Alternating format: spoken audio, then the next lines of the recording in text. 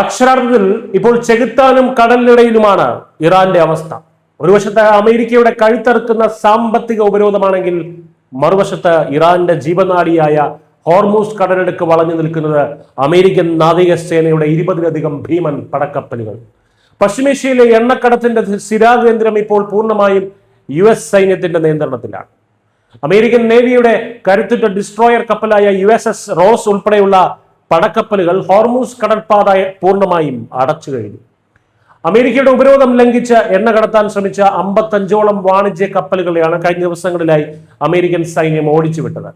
American സൈന്യം കാലുകുത്തിയാൽ വെട്ടിമാറ്റുമെന്ന് കുറച്ച് ദിവസങ്ങൾക്ക് മുൻപാണ് ഇറാന്റെ ജനറൽമാർ വീരവാദം മുഴക്കിയത്. എന്നാൽ അമേരിക്കൻ സൈന്യം കരയിലൂടെയല്ല മറിച്ച് കടലിലൂടെയാണ് ഇറാന് 8ന്റെ പണി കൊടുത്തത്. കരയിലെയും കടലിലെയും ഉപരോധം ശക്തമായതോടെ ഒമാൻ വഴി പുതിയൊരു കടൽപ്പാത തുറക്കാനുള്ള അവസാനവട്ട നെട്ടോട്ടത്തിലാണ് ഇപ്പോൾ ഇറാൻ ഭരണകൂടം.